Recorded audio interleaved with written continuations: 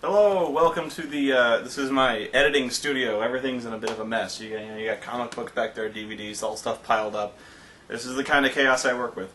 Man, it's bright in here. And I thought I'd answer some questions, first off, that some of you may have had. The first thing being the ending of the Your Hunter from the Future review. I showed this box that looked like a DVD box of Dirty Dancing. That is not the movie. That is an actual PC game. And I bought it for, I think it was $2.49 in the bargain bin at a GameStop. And the clerks there dared me to buy it, so I did. I couldn't believe that thing still exists. And actually, it's really hard to get footage off of. It's coded so badly that almost every method I have of recording doesn't work. So I have to record directly to camera and then record it directly back. Anyway.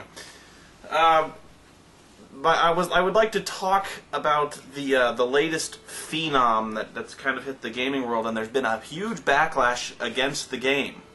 It's been just massive. It's been almost universally panned by like almost every critic, except one. And there's one critic only I think that's ever spoken a good word about it, and that's Armake21.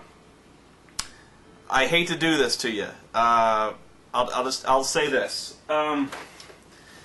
This game is. It's terrible. I'm sorry. And the other thing is, like, Clive Barker's Jericho, I played that too. Man, I think you've got a soft spot for those horror RPGs, for those horror games, and I don't blame you. I stand up for a lot of really terrible stuff too. Like, I used to watch a lot of like really bad horror movies. On my website I review a bunch of like Asian horror movies, even the rare ones. I'm not talking like The Ring. I'm not talking like Jew on the Grudge. I'm talking like the even more obscure stuff, like One Missed Call Before It came over here and got butchered, or Uzumaki is one of my favorites, and nobody likes Uzumaki but me. This game, the story of this game, the thing I think a lot of people may like about it is, one, it looks gorgeous. It has a very unique, very dark, very gothic look, and I think that'll appeal to a lot of people. Two, the soundtrack is, I will admit, probably the most unique and memorable soundtracks I've heard in a game since, the early NES days. It's really quite something, and it's really cool that this version is included with a soundtrack. That being said, the first thing is, this is a console game. I would not buy this for Windows, mainly because the keyboard interface is so bad, so convoluted, and so terrible, you will never remember what button keys to what action you're trying to do, because it uses almost every key on the keyboard, believe me. But on the screen, it still uses the Xbox control buttons. Like, it'll say, like, push the green button to do this action. You're like, green button? I'm on a fucking keyboard. What do I do? So, I actually do have my Xbox Live controller hooked up to my computer, and I was just using this to play that. Plus, on the Xbox, you get achievements, and on this, you get nothing. So, like, the only reason you might want to play this is, if you're going to play it on the Xbox, you get achievements at least. And I know achievements don't do anything really, but, whatever. The other thing, what really sinks this game, from top to bottom, is the controls. The controls are, in a word, horrendous. And I'm not just talking about the walking around. The walking around is pretty bad. There's a third-person and a first-person view. I found myself almost always walking around in first-person view to accomplish anything. Shooting things, manipulating objects, walking around, because it was really much easier to use the thumbsticks and walk around in first person. In third person, you walk around like a total klutz. You have to spin around like a turret. The camera switches angles on you all the time. It reverses your direction wherever you're going, and it's really hard to do because every time the camera shifts, your orientation shifts. You get hung up on objects. You don't know what you can jump on and what you can't jump on. Sometimes you'll think you can climb up on things and you can't climb on top of things. Sometimes you'll see a place that you should be able to climb on top of and you run into the dreaded invisible wall syndrome. Sometimes I fall through the ground. There's one time I was walking around Central Park and I just plummeted through the scenery and died instantly. I have no idea why that happened.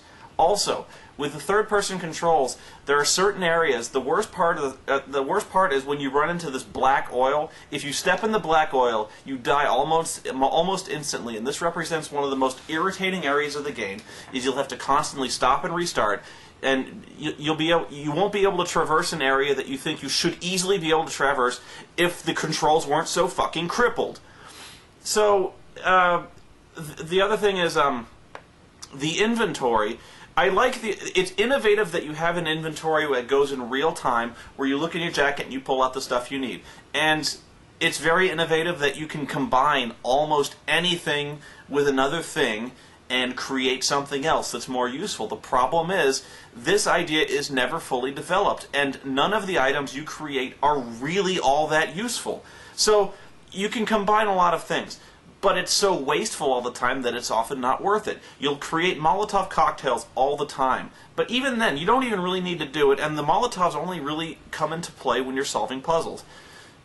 And logically, none of these objects really work. To create flaming bullets, you pour alcohol or gasoline on your gun.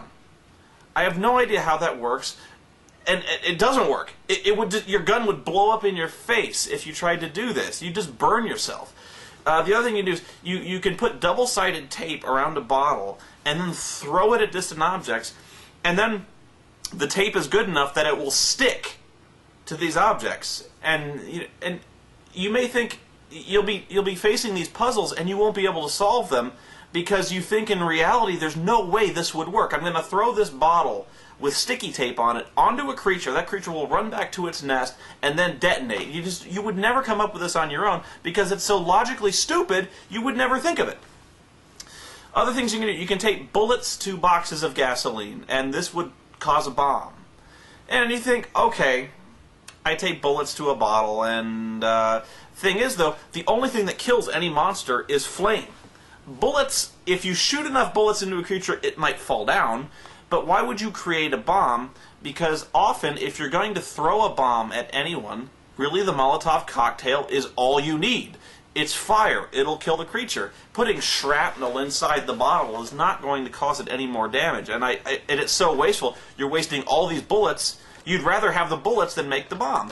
Why would you tape a blue light to anything? You can. You can tape it to a Molotov cocktail. You can tape it to empty bottles. I have no idea why you do that. The only other useful thing I thought of is you can tape a flare to a gas can, like a can of mosquito spray, and create like a flamethrower. Thing is, though, you can just use your lighter for that. So I don't know why you do that.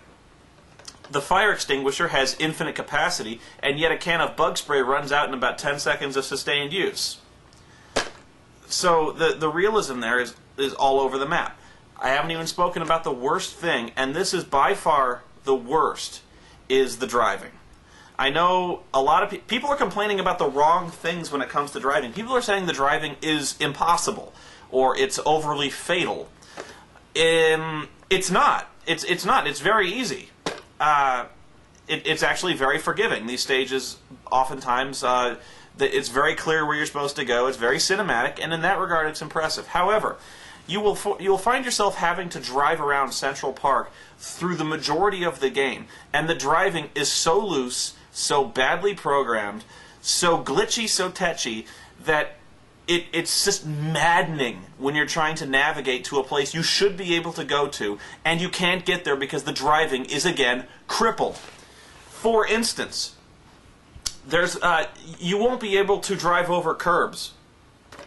You know, and if you're talking realism, driving over a curb is gonna fuck your car up if you're doing it too fast. However, I find myself, I run up against a curb, and it just stops. You can't go over it. It's like 4 inches of concrete. You can't jump the fucking curb.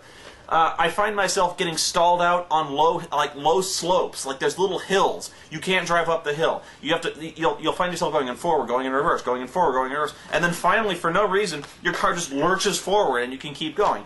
Trees are indestructible. I found myself going from 70 miles an hour to 0 instantly because I hit a hedgerow. A hedgerow. I can't drive through bushes? Are you fucking joking?